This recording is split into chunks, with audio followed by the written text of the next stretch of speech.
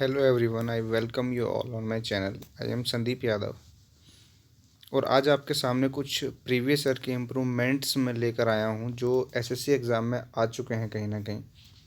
ठीक है, मुझे लगता है कि मैंने आज थोड़े आसान ये इम्प्रूवमेंट यहाँ से उठा लिए हैं। आसान है लेकिन नंबर पक्का दे के जाएंगे ये हमें यहाँ से। ठीक है, तो देखते रहिए बिल्कुल ध्यान से और कोशिश कीजिए अपने आप करने की। जैसे कि स्क्रीन पर क्वेश्चन आपके आ चुका है, ये 846 जो है ये बस दरअसल प्रीवियस ईयर से उठाए हुए हैं, तो ये नंबर है, तो नंबर पर ध्यान मत दीजिएगा, आप क्वेश्चन पे ध्यान दीजिए। ठीक है ना, कि क्वेश्चन हमें करना कैसे। डिस्क्रिप्शन मैच का दे देता हूँ कि कैसे कैसे यहाँ पे आंसर आएंगे, क्योंकि मुझे जहाँ तक लगता है कि सेंटेंस के इम्प्रूवमेंट पे ही हमें काम करना चाहिए ज़्यादा से ज़्यादा। कि जो ऑप्शन गलत है वो गलत क्यों है, मेन बात ये है। ठीक है ना, वो जो आंसर हमने लिखा हुआ है कि 3 को छोड़कर हम उससे ही क्यों चुन रहे हैं, तो मेन बात ये, थोड़ा ध्यान से सुनिएगा। He could not be able to think logically because of his illness. यदि मैं आपको ध्यान से बिल्कुल बताऊं तो ये जो कैन या कुड वर्ड होते हैं ना, कैन हुआ या कुड हुआ, देखिए मैं एक बने मार करके ये चेंज कर लेता हूँ थोड़ा सा। हाँ, अब ये ना वाइट हो जाएगी। देखिए, अच्छा ये तो नॉर्मली पता ही होगा कि कैन या कुड जो होते हैं ये एबिलिटी या कैपेसिटी को बताने वाले वर्ड हैं। कैन से आप प्रेजेंट की एबिलिटी या कैपेसिटी को बताते हो और कुड से पास्ट की। ठीक है ना, जो दोनों होते हैं ना, दोनों के दोनों वर्ड, क्योंकि ये प्रेजेंट के लिए लिखा जाता है तो इसका मतलब अपने आप ही इज एम आर या वाज वर एबल टू हो जाता है या कैपेबल टू हो जाता है। मेरा कहने का मतलब ये है, कैन या कोड में अपने आप ही एबिलिटी या कैपेसिटी होती है। ये जो दो एडजेक्टिव होते हैं ना, एबल या कैपेबल, इनका यूज़ आप तब स्टेटमेंट में करें जब कैन या कोड का यूज़ ना किया गया हो।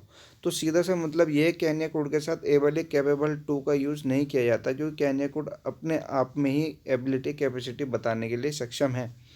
अगर कैन या कुड ना हो तो फिर आप बी एबल टू या बी कैपेबल टू का प्रयोग कर सकते हैं। बी की जगह पे आप इज एम आर वाजवर लिख सकते हैं। यदि इस सेंटेंस में ध्यान से देखेंगे कि he could not be able to think, यहाँ पे कुड के साथ हमें एबल टू भी दे दिया गया है, एबल भी दे दिया गया है, तो कुड अपने आप एबिलिटी बता रहा था, तो एबल लिखने की जरूरत हमें थी नहीं। अब मेन बात यह है, ये तो गलत हो गया। अब ये 4 ऑप्शन लिखे हुए कि इनमें से लिखें तो कौन सा ऑप्शन हम लिखें। अब ध्यान से देखिएगा, नो इम्प्रूवमेंट तो है नहीं, तो सेकंड ऑप्शन तो अपने आप ही गलत हो जाता है। ठीक है ना, सेकंड ऑप्शन तो अपने आप गया। थर्ड की बात करें, यदि थर्ड में देखें can not be able, can के साथ एबल आ गया, ये भी गया। फोर्थ में देखें कैन बी अनेबल, तो एबल अनेबल कुछ भी लिखा हुआ वो भी गया। ऑप्शन बचा हमारा फर्स्ट। ठीक है ना, तो यहाँ पे हमारा आंसर होगा वाज नॉट एबल। क्लियर है बात। चलिए नेक्स्ट क्वेश्चन पे आइए।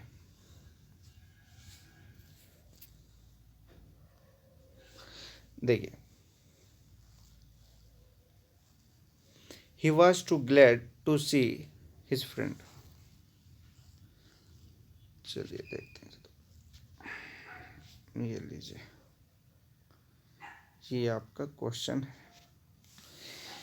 ही was too glad to see his friend. अच्छा, ये एक सिंपल सी बात है कि जो टू एडवर्ब हमारी होती है, यदि इसके बाद कोई एडजेक्टिव लिखा गया हो, पहली बात तो ये जो हमें एडवर्ब होती है हमें डिग्री बताती है। ठीक है, दूसरी बात, इसके बाद इन्फिनेटिव यदि दिया गया हो, इन्फिनेटिव,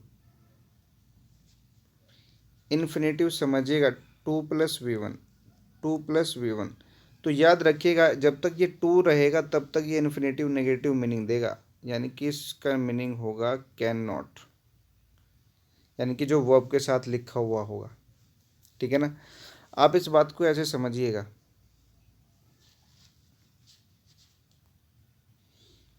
थोड़ा सा मैं इसे हटा देता हूँ अभी।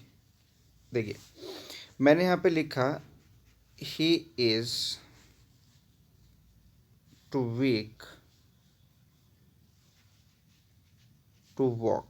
हमेशा ध्यान रखिएगा जब तक ये टू लिखा हुआ है एडजेक्टिव के साथ में और फॉलो किया जा रहा है इन्फिनेटिव से, ये इन्फिनेटिव हमेशा नेगेटिव मीनिंग देगा। इसका मतलब ये है कि वो इतना वीक है कि वो वॉक भी नहीं कर सकता, जो कि मीनिंग सेंसिबल है, जो कि मीनिंग सेंसिबल है। अगर मैं यहाँ पे लिख देता he is too dull to understand, यानी कि वो इतना डल है कि कुछ समझ ही नहीं सकता, तो ये नेगेटिव मीनिंग है। ये बिल्कुल सही है और लॉजिकली होना चाहिए। हमेशा ध्यान रखिएगा, हमेशा ध्यान रखिएगा। लेकिन अब मुझे एक बात बताएं, जब तक ये टू लिखा हुआ है ये नेगेटिव मीनिंग देगा इन्फिनेटिव। यदि मैं क्वेश्चन थोड़ा चेंज कर दूं, क्वेश्चन थोड़ा चेंज कर दूं और मैं यहाँ से ये लिख दूं,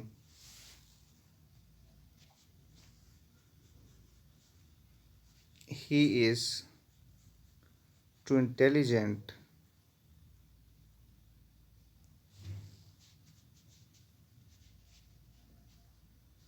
to solve the sum।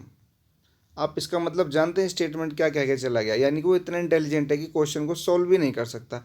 जब वो इंटेलिजेंट है तो इसका मतलब क्या है, कैसे इंटेलिजेंट हुआ जो क्वेश्चन को भी सॉल्व नहीं कर पाएगा। तो मीनिंग हमारा हो गया सेंसिबल नहीं है, इसे सेंसिबल बनाना है। इसका मतलब यदि ये इंटेलिजेंट लिखा हुआ है तो ये सोल्व करेगा इसको।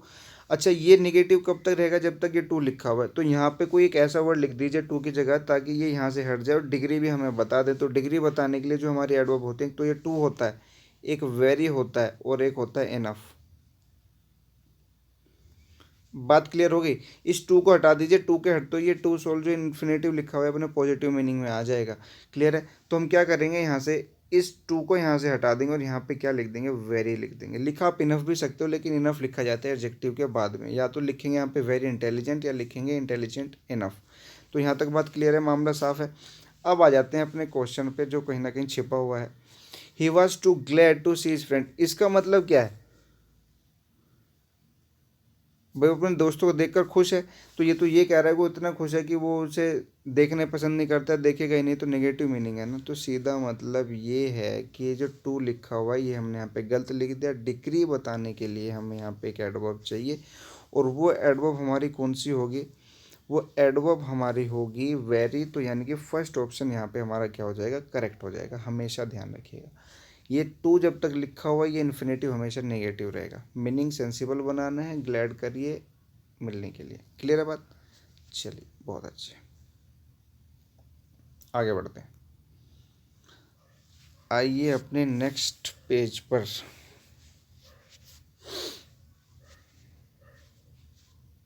देखिए, seeing that she is very tired, I walked out of the room and let her sleep। वैसे तो पार्टिसिपल है, ज़्यादा दिमाग लगाने की ज़रूरत है नहीं, सीइंग है पार्टिसिपल लिखा हुआ है, ठीक है ना। लेकिन एक बात ध्यान से देखना, हमें इम्प्रूवमेंट लगाना है इस अंडरलाइन पार्ट में, बाकी कुछ हमें छेड़ना नहीं है। यदि हम ध्यान से देखें तो बादी क्लोज लिखी हुई है वॉकड आउट, ये पास्ट में दी गई है। इसका मतलब क्या है कि पास्ट में वो थकी हुई होगी। तो ज़्यादा दिमाग नहीं लगाना, क्योंकि आपको अंडरलाइन पार्ट करके दे दिया गया है। अब तो कुछ छेड़ना ही नहीं है, एरर तो नहीं करना ना आपको, ठीक है ना। तो अब हम सीधा सीधा क्या करें, इसमें हमें कुछ नहीं करना, सिर्फ ये जो शी इज़ वेरी टायर्ड लिखा हुआ है उसे पास्ट में बदलना है और इसका हमें वास करना है। तो ये बड़ा आसान हो जाएगा हमारे लिए करना, ये बड़ा आसान होगा। तो यहाँ पे होगा हमारा सेकंड ऑप्शन, जो हमारा सेकंड ऑप्शन है ये यहाँ पे सही हो जाएगा, ठीक है। चलिए नेक्स्ट देखिए, क्योंकि बाकी सब प्रेजेंट में। नेक्स्ट क्वेश्चन है, I walk back home after the movie yesterday night. अब यहाँ पे ध्यान से देखिएगा, ये नाइट यहाँ पे नाउ, येस्टरडे टाइम लिखा हुआ है। अगर हम चाहें तो येस्टरडेज नाइट लिख सकते हैं अपोस्ट्रोफी एस लगा के, लेकिन ये गलत ऑप्शन ही नहीं है यहाँ पे। क्लियर है। तो येस्टरडे नाइट तो नहीं लिख पाएंगे। अगर येस्टरडे नाइट कह रहा है तो प्रीवियस नाइट नहीं लिख पाएंगे। तो मीनिंग अप्रोप्रिएट होना चाहिए। प्रीवियस तो लिखा जाता है पास्ट के पास्ट में भी, ये आपको भी पता है। रिपोर्टिंग वर्ब हमारी पास्ट में होते हैं, रिपोर्टेड स्पीच में येस्टरडे का द प्रीवियस डे हो जाता है। वो रीज़न ये है, वो पास्ट का पास्ट हो जाएगा। लेकिन पास्ट के सिंगल पॉइंट की बात हो रही है तो बात तो भी यहाँ पे येस्टरडे की ही होगी। तो सिंपल सा मतलब है, कुछ भी मत लिखो, दैट वर्ड नाइट सबसे अप्रोप्रिएट वर्ड होगा। आप यहाँ पे लास्ट नाइट लिख लें। यहाँ पे आप लिख लें I walk back home after the movie last night. बात क्लियर होगी, ठीक है ना। चलिए, अगर दैट नाइट लिखेंगे तो ये भी पास्ट की नाइट होगी, लेकिन दैट नाइट थोड़ी इमेजिनेशन में दूर नाइट हो जाएगी। लास्ट नाइट का मतलब वही रात जो अब से पहले बीती है। दैट नाइट का मतलब बहुत पुरानी रात भी हो सकती है जो अब से पहले थी। इतना ध्यान रखेंगे। नेक्स्ट आ जाइए। Maggi took a hot bath because she was working in the garden all afternoon. ये आपका क्वेश्चन है सर। यहाँ पे देखेंगे थोड़ा इसको। इसका मतलब ये है कि वो जो गार्डन में वर्क कर रहे थे ऑल आफ्टरनून। अच्छा, कुछ वर्ड हैं हमारे, इन्हें थोड़ा नोट कर लीजिए आप।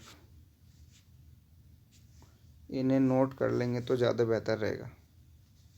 एक सेकेंड रुकिए। देखिए कौन कौन से वर्ड हैं। How long,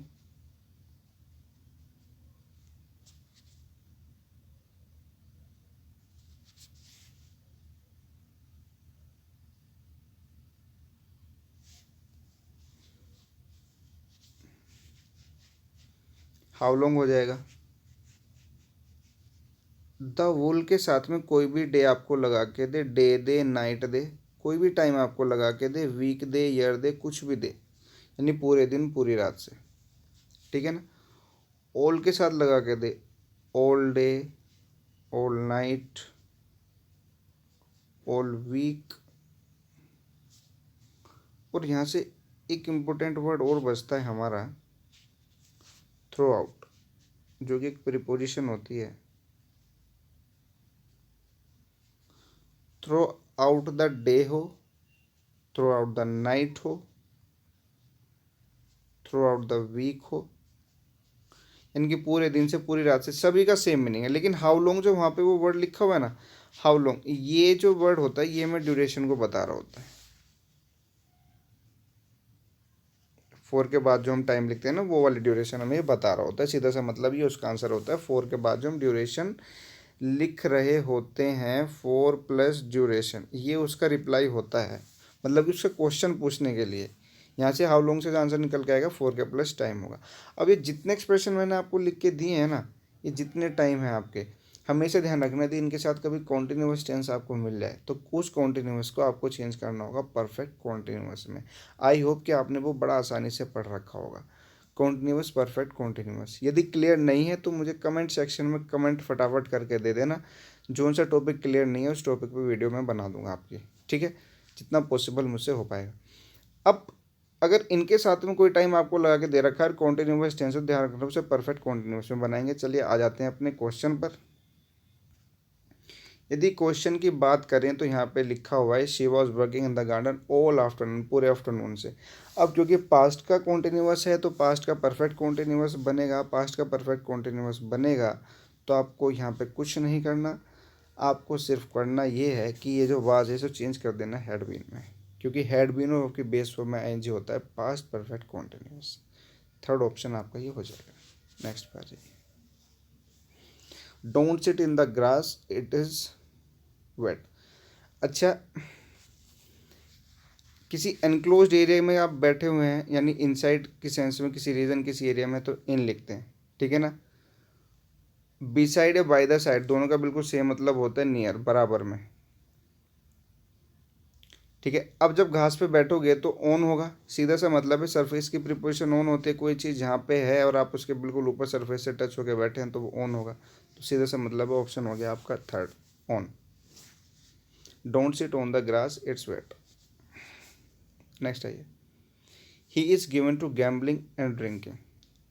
he is given to gambling and drinking.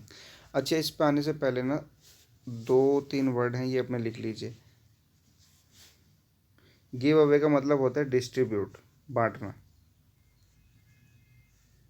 Distribute लिख लीजिएगा।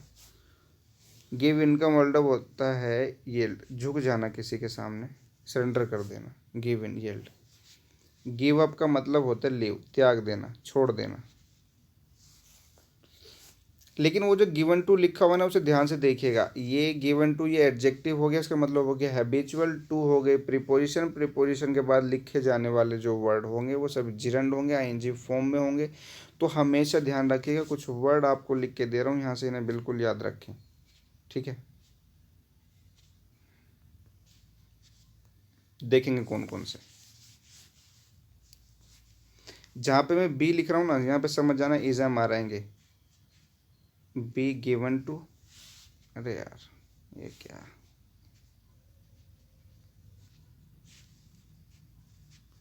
बी टेकन टू, बिल्कुल सेम मीनिंग होगा इनका, इनका मतलब होता है आदि होना। बी हैबिचुअल,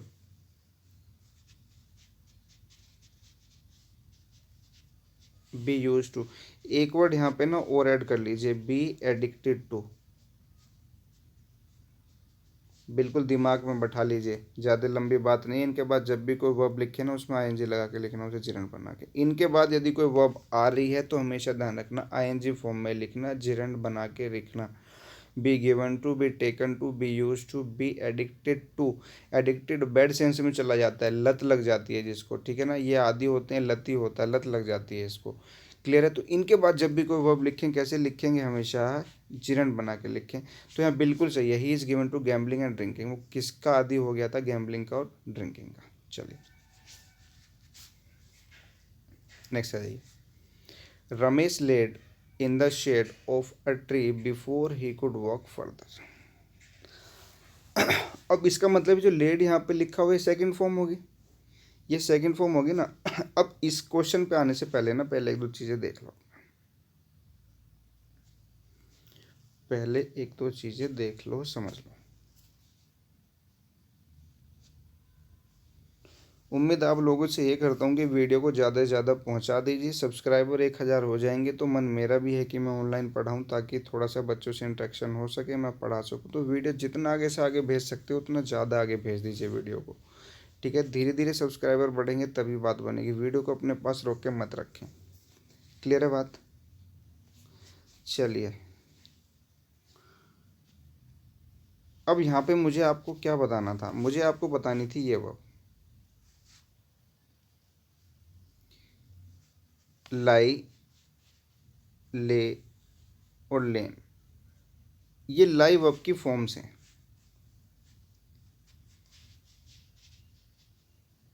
ये लेड वर्ब की फॉर्म, ले वर्ब की फॉर्म है। दोनों का मतलब क्या होता है, दोनों लाई और ले जो वर्ब होती हैं, दोनों वर्ब का अपना अपना मतलब है। एक हॉरिजॉन्टल पोजीशन में ज़मीन से लगते हुए लेटे होना, आराम करना, इस सेंस में ये यूज़ किया जाता है। लेकिन दोनों वर्ब की एक तो फॉर्म्स में अंतर है, लाई की फॉर्म होगी ले और लेन, और ले की फॉर्म होगी लेड और लेड। दोनों में अंतर ये है कि यहाँ पे जो लाई वर्ब लिखी हुई है ना पहले वाली, इसको बोलते हैं इंट्रांजिटिव वर्ब। इसको क्या बोलते हैं, इंट्रांजिटिव वर्ब। कोशिश करता हूँ थोड़ा छोटा कर लूँ, आपको समझ में आ जाए यहाँ से, और ठीक है। इंट्रांजिटिव वर्ब, इंट्रांजिटिव वर्ब ऐसी वर्ब जिनके बाद ऑब्जेक्ट्स नहीं लिखे जाते, जिन्हें ऑब्जेक्ट की ज़रूरत नहीं होती। लेकिन ये जो ले वर्ब होती है ना, इसकी ये फॉर्म जब भी लिखे जाएंगी, इनके बाद पक्का एक ऑब्जेक्ट मेंशन होगा, पक्का एक ऑब्जेक्ट मेंशन होगा। सॉरी, बात समझ में आती है कुछ, ठीक है ना। जो लाई वर्ब है ना, ये इंट्रांजिटिव वर्ब होगी, ले वर्ब होगी ट्रांजिटिव वर्ब। इतना अंतर समझिएगा। ये वर्ब जब भी फॉर्म लिखी जाएंगी, इनके बाद कोई ऑब्जेक्ट मेंशन नहीं होगा, यही फॉर्म हमें लिखनी है, ठीक है ना। क्लियर है। अगर हम ले वर्ब लिख देंगे तो इसके बाद हमें ऑब्जेक्ट मेंशन करना ही करना पड़ेगा। बहुत से स्टूडेंट सोचेंगे कि वो कैसे, एग्जाम्पल मिल जाए तो क्लियर हो जाए। अब ध्यान से देखोगे थोड़ा सा। देखो, अगर मैं कहने लगूँ ही लेड, उसने रखा, हॉरिजॉन्टल पोजीशन के लिए laid, what, he laid a book on the table. यहाँ तक बात समझ में आ गई। ये मैंने ले की सेकंड फॉर्म लिखी, ले की सेकंड फॉर्म ये मैंने लेड लिखी, इसलिए मुझे ऑब्जेक्ट लिखना पड़ गया। मैं यहाँ पे यदि ले लिख देता ये वाली फॉर्म, तो शायद ऑब्जेक्ट नहीं लिखा जाता। वो कैसे, वो ऐसे समझेंगे हम, ए बुक वाज, अब लाई से बन के आएगी, लेइंग से बन के नहीं आएगी form, lying on the table, on the table. अब ऑब्जेक्ट नहीं आएगा इसके बाद में, इसलिए ये लाई से बन के आई है। लेइंग नहीं लिखा जाता, लाई लिखा जाएगा, लाइंग लिखा जाएगा। तो दोस्तों बिल्कुल ध्यान से समझिएगा जो बात मैं आपको समझाना चाह रहा हूँ। इन दोनों वर्ब में यही एक इम्पैक्ट है, यही एट्रीब्यूट्स हैं दोनों में, कि एक इंट्रांजिटिव है और एक ट्रांजिटिव है। लाई जो वर्ब होती है, लाई, ले और लेन इंट्रांजिटिव है, ले ट्रांजिटिव है। अब अपने क्वेश्चन पे आ जाते हैं, फटाफट से देखते हैं। अब यदि क्वेश्चन की बात करें तो laid in the shade of, ये लेटा हुआ है, ठीक है ना। तो इसका मतलब हमें किसी ऑब्जेक्ट की ज़रूरत यहाँ पर नहीं है। अब जब हमें ऑब्जेक्ट की ज़रूरत नहीं है तो सेकंड फॉर्म वर्ब की लिखनी है लेड की जगह पे, तो किसकी आएगी, लाई की आएगी। लाई की सेकंड फॉर्म क्या होती है, ले होती है। और ले यहाँ पे आई थिंक टिक भी किया हुआ है मैंने पहले से, ठीक है। तो क्या हो जाएगा यहाँ पे, ये ले, ये इसका आंसर हो जाएगा। क्लियर है। दोनों वर्ब्स को ध्यान रखिएगा। यदि इसे नहीं उतारा तो एक बार मैं थोड़ा सा वहाँ पे लेके चला जाता हूँ फिर से, तो एक बार जल्दी से देख लीजिए, स्क्रीनशॉट ले लीजिएगा। ये इसकी फॉर्म होंगी वर्ब की, दोनों को बिल्कुल ध्यान से देखें। यदि ऑब्जेक्ट है कुछ हॉरिजॉन्टल अवस्था में रखना है तो ले का यूज़ करना, और यदि ऑलरेडी हैपनिंग है, रखा हुआ है ऑलरेडी, तो लाई का यूज़ करिएगा बिना ऑब्जेक्ट लिखे। चलिए आगे बढ़ते हैं। Only a few people came to the art exhibition as it was raining hard all day। पूरे दिन से हो रही थी। वैसे इन्हें यहाँ पे आवाज़ की जगह हेड में लिखना चाहिए था, पर ठीक है। तो इस सेंटेंस में यदि ध्यान से बात करें, ए फ्यू का मतलब होता है ना के बराबर, लिटिल का मतलब भी ना के बराबर, फ्यू हमें मतलब कि नंबर्स को बताता है। मीनिंग दोनों का सेम रहता है, ठीक है। फ्यू जो होता है वो होता है ऑलमोस्ट नॉट, ना के बराबर, है ना। इसका मतलब होता है ऑलमोस्ट नॉट। लिटिल का भी वही मतलब होता है, लेकिन दोनों में अंतर ये है कि ये क्वांटिटी बताता है और ये नंबर बताता है। अब पीपल है तो फ्यू ही आएगा, ये तो बात है। लिटिल का तो कोई काम ही नहीं है। अब दूसरी बात ये है यहाँ पर कि ए फ्यू पीपल का मतलब है कुछ लोग वहाँ पर आए होंगे एग्जीबिशन में, क्योंकि बारिश तो तेज थी। तो मीनिंग बिल्कुल सेंसिबल है, ज़्यादा दिमाग लगाने की इसमें ज़रूरत नहीं है। तो सेंटेंस आपका नो इम्प्रूवमेंट है। नेक्स्ट पे आ जाइए। No one knows how it was happened. अब मुझे एक बात बताएं,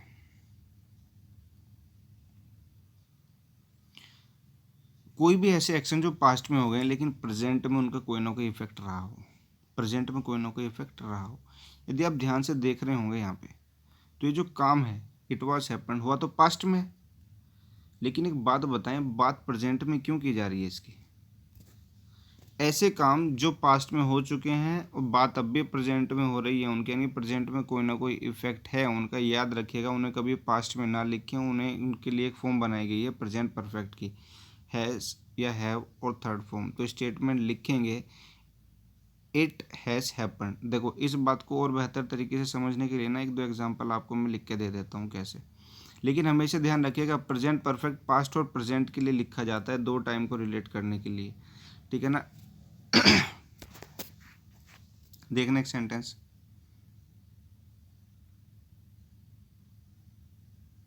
this room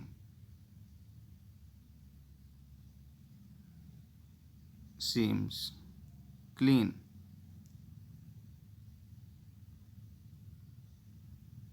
I think someone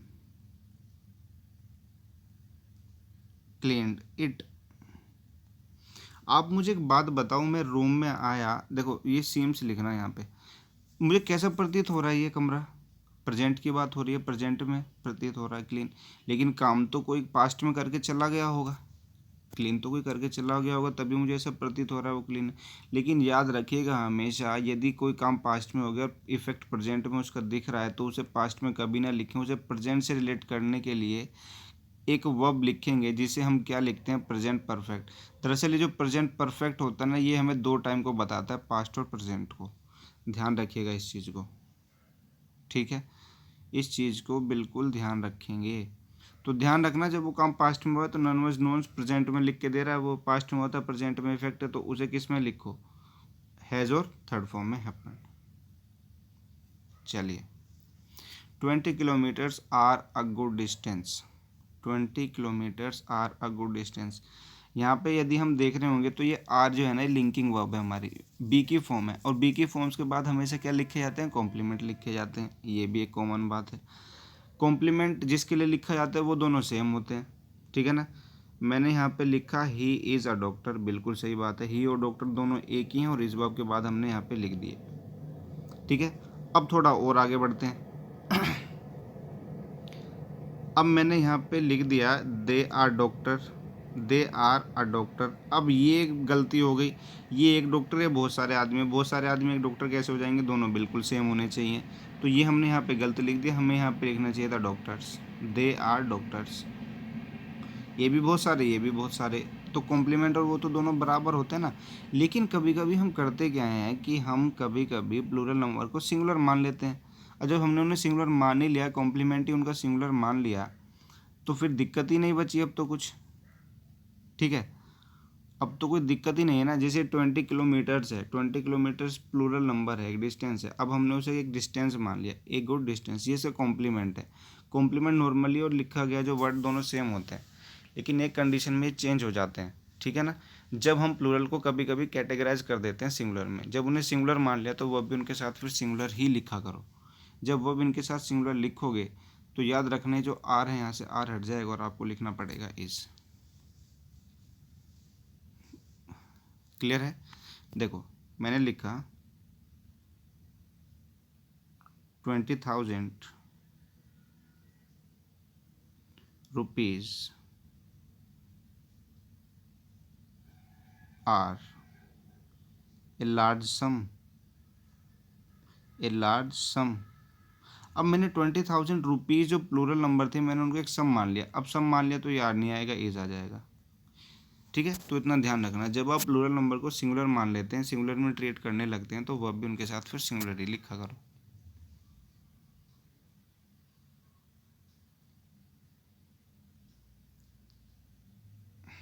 next, she has no pen to write, she has no pen to write. अब एक चीज़ ध्यान से देखना, यदि आप कभी हैज़ वर्ब को पोजीशन के लिए लिख रहे हो, कभी आप हैज़ वर्ब को पोजीशन के लिए लिख रहे हो और पोजीशन के बाद उसका ऑब्जेक्ट है और ऑब्जेक्ट के बाद वो इन्फिनेटिव लिखा हुआ है, क्या लिखा हुआ है? इन्फिनेटिव। तो इस इन्फिनेटिव से हमेशा इस ऑब्जेक्ट को देख लेना एक बार कि इस वर्ब का ये ऑब्जेक्ट तो नहीं है।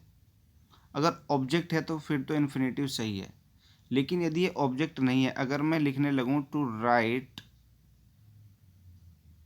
अ पेन, ये इसका ऑब्जेक्ट हो ही नहीं सकता। राइट ए लेटर हो सकता है, इसका मतलब ये है कि राइट और पेन के बीच में कोई ना कोई रिलेशन जरूर है। वो रिलेशन है उसे बताने के लिए कि लिखने के लिए मुझे इसकी हेल्प लेनी पड़ी, और हेल्प करने के लिए हम लिखते हैं विद का use, to write with a pen. तो उस कंडीशन में वो जो ऑब्जेक्ट है और वो जो वहाँ पे इन्फिनेटिव लिखा था, दोनों के बीच में रिलेशन देख लीजिएगा कैसा बन रहा है। यदि उनके बीच में प्रीपोजिशन लिखी जाएगी, उसे एक बार इस ऑब्जेक्ट को इसके बाद लिख के चेक कर लीजिएगा। अगर इसके बाद कोई प्रीपोजिशन आती है तो वो आपको यहाँ पे मेंशन करनी पड़ेगी, लेकिन यदि नहीं आती तो फिर कोई ज़रूरत है नहीं। अब इस सेंटेंस में हमें टू जो राइट लिखा हुआ है और पेन के बीच में जो रिलेशन बताना है वो बताना है किससे? विद से, ठीक है ना। तो ये तो हो गया इसका आंसर, ठीक है ना। तो हमें यहाँ पे पहला तो इसका आंसर ये हो जाएगा, ठीक है ना। अगर बात अब भी क्लियर नहीं हुई है थोड़ी तो अभी देख लीजिएगा। मैंने लिखा यहाँ पर आई हैव अ बुक, यहाँ तक तो बात ठीक है, लेकिन वो बुक क्यों है क्यों नहीं है वो मैंने इन्फिनेटिव से बता दिया। लेकिन अब ये जो इन्फिनेटिव है यहाँ पे इसलिए रुक गया क्योंकि ये बुक इसका तो ऑब्जेक्ट है, साथ के साथ इस इन्फिनेटिव का भी ऑब्जेक्ट है। अब मुझे बाद में कुछ नहीं लिखना पड़ेगा, ठीक है। अब यदि मैं एक कंडीशन में और देख लूँ, I have a house to live, लेकिन एक बात देखना, मैं ये तो लिख सकता हूँ टू रीड अ बुक, ये तो सही है, इसका ऑब्जेक्ट हो जाएगा, लेकिन मैं टू लिव हाउस तो नहीं लिख पाऊंगा। इन दोनों के बीच में रिलेशन बताने के लिए मुझे एक प्रीपोजिशन चाहिए, तो वो मुझे ऐड करनी पड़ेगी, to live in. I have a house to live in. तो इस इन्फिनेटिव से इस ऑब्जेक्ट को जरूर चेक कर लें एक बार इसके बाद में लिख के कि इन दोनों के बीच में कोई ट्रांजिटिव ट्रांजिटिव का तो मैटर नहीं बैठ रहा, ठीक है ना। यदि वो उसका ऑब्जेक्ट है तो इन्फिनेटिव को ऐसे ही छोड़ दें, लेकिन दोनों के बीच में यदि कोई प्रीपोजिशन आएगी सेंसिबल तो वो प्रीपोजिशन आपको लिख के देनी ही पड़ेगी, इतना ध्यान रखिएगा हमेशा, ठीक है। तो ये सेंटेंस हमारा हो गया। इसलिए जो पेन और राइट है, राइट का ऑब्जेक्ट ये नहीं हो सकता, राइट के साथ आप पेन को कभी नहीं लिख सकते, इनके बीच में आपको विद लिखना ही लिखना पड़ेगा। तो टू राइट विद आप यहाँ पे लिखेंगे। आगे बढ़े, Sunil was acting strange when I saw him. He was acting, acting कर रहा था, कैसे कर रहा था? स्ट्रेंज कर रहा था। मैनर बताना है, एडजेक्टिव से कभी मैनर नहीं बताए जाते, एडजेक्टिव से मैनर नहीं बताए जाएंगे तो एडवर्ब होगी। एडजेक्टिव में जब भी आप एल वाई ऐड कर देते हैं तो एडवर्ब ऑफ मैनर बन जाता है। जैसे हैप्पी है, हैप्पी के बाद आप एल वाई लगा देंगे तो हैप्पीली बन जाएगा, ये एडवर्ब आपका बन गया। तो ध्यान रखिएगा जो स्ट्रेंज यहाँ पे लिखा हुआ है ना, स्ट्रेंज की एडवर्ब बना दीजिए, स्ट्रेंजली कर दीजिए, और जब स्ट्रेंजली करेंगे तो मैनर बता देगा आपको, मैनर बता देगा तो पहला ऑप्शन सही हो जाएगा। Sunil was acting strangely. क्योंकि है क्या कि या जब आप मैनर बताओगे तो एडवर्ब से ही बताओगे, ठीक है ना। अगर मैं यहाँ पे कहने लगूँ I am running slow, I am running, और मैंने छोड़ दिया, आप कहोगे कैसे, मैनर बताना है, तो मैं स्लो लिख के नहीं छोड़ सकता क्योंकि स्लो एक एडजेक्टिव, मुझे स्लोली ही लिखना पड़ेगा। मुझे मैनर बताने के लिए एडवर्ब ही चाहिए, एडजेक्टिव ये काम नहीं कर सकता सर। ठीक है, तो इसका ध्यान रखेंगे बिल्कुल। तो मैनर बताने के लिए हम क्या लिखेंगे, यहाँ पे स्ट्रेंजली लिख देंगे। नेक्स्ट आ जाइए। He is insisted to go with me, ये सेंटेंस बड़ा आसान है, आप ध्यान रखेंगे इस चीज़ को। इंसिस्ट जो वर्ड है उसके साथ ओन प्रीपोजिशन का यूज़ किया करो, ओन या अपॉन, ओन ना मिली हो तो फिर अपॉन, ठीक है ना, जो कि इसमें लिखा हुआ है। अब दूसरी बात, जब अपॉन आपने लिख ही दिया, जब अपॉन आपने लिख ही दिया तो प्रीपोजिशन है, प्रीपोजिशन के बाद कोई भी वर्ब होगी जिरंड बन के ही आएगी, तो आईएनजी फॉर्म में उसे लिखें, उसे आईएनजी फॉर्म में ही लिखें, ठीक है ना। देखो कैसे, मैंने यहाँ पे लिखा going to play badly, they lost the match.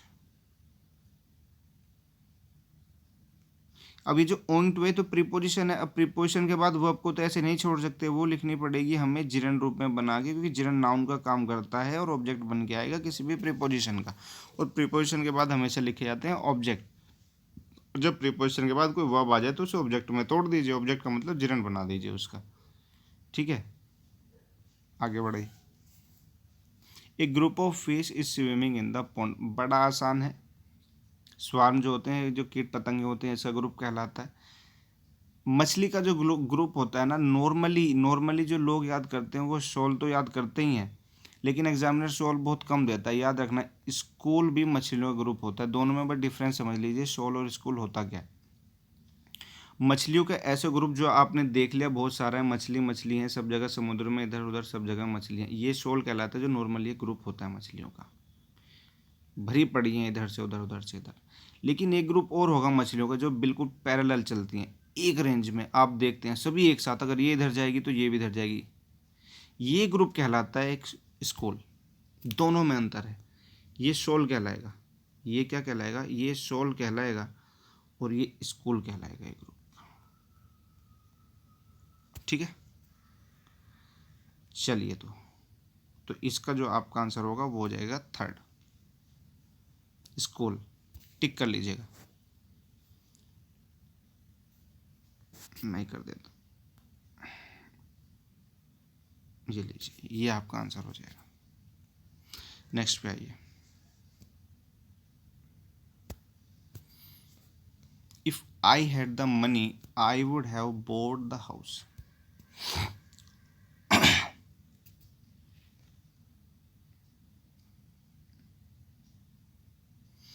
यदि ध्यान से देखें तीनों सेंटेंस में, यदि तीनों सेंटेंस को ध्यान से देखें बिल्कुल, ठीक है ना, तो पहले सेंटेंस में if I had the money, if के साथ जो हमें क्लोज दी गई है वो पास्ट इंडेफिनिट है, कहने में ये मूड है, मतलब कि दिखने में टेंस है लेकिन है ये मूड का पार्ट ही। अगर यहाँ पे हम सेकंड फॉर्म यूज़ करें तो यहाँ पे वुड या शुड या कोड या माइट सेंस के अकॉर्डिंग उठाकर बेस फॉर्म लिख देनी होती है, हैव की ज़रूरत नहीं पड़ती। हैव हम तब लिखते हैं जब यहाँ पे पास्ट परफेक्ट के साथ लिखा गया हो, यानी कि एक ऐसे एक्शन जो पास्ट में परफॉर्म हो चुके हैं, अब बात की जा रही है उनके उल्टे होने की, कि ऐसा ना हो कि ऐसा हो गया होता, तो वहाँ पे हम हेड के साथ थर्ड फॉर्म लिखते हैं, तब हमें इसका परफेक्शन वुड हैव और थर्ड फॉर्म भी मेंशन करनी पड़ जाती है। अगर पहले ऑप्शन में हम आए तो इसके साथ हमने प्रेजेंट परफेक्ट लिखा हुआ है, प्रेजेंट परफेक्ट या प्रेजेंट का कोई भी टेंस हम इसके साथ लिखते हैं तो यहाँ पे वुड हैव थर्ड फॉर्म कभी नहीं लिखते, विल शैल या कैन या मे का यूज़ करके बेस फॉर्म का यूज़ करते हैं, तो पहला ऑप्शन आपका गलत हो गया। सेकंड पे आए तो इफ़ के साथ आई हैड द मनी, दो ऑप्शन है बिल्कुल सही है, पास्ट परफेक्ट में ही है, एक हेड है हेल्पिंग वर्ब और दूसरा हेड जो लिखा हुआ वो मेन वर्ब है रखने के लिए, ठीक है। और यहाँ पे देखें तो वुड हैव और थर्ड फॉर्म बिल्कुल सही बना हुआ है, यहाँ पे ये भी गलत है मामला, आई हैव द मनी वहाँ पे विल या शैल होना चाहिए, तो सेकंड आंसर आपका इसमें हो जाएगा, ठीक है। यहाँ पे आपका जो सेकंड है वो आपका आंसर हो जाएगा, मैं बिल्कुल ठीक तरीके से इसे टिक कर देता हूँ, ये कंडीशनल का पार्ट है, यानी कि सेकंड आपका इसमें ऑप्शन सही होगा, ओके। चलिए नेक्स्ट पे, the gentry of the town was invited. Gentry का मतलब होता है जो हाई क्लास के लोग होते हैं, कुलीन वर्ग जिन्हें हम बोल देते हैं अपनी भाषा में।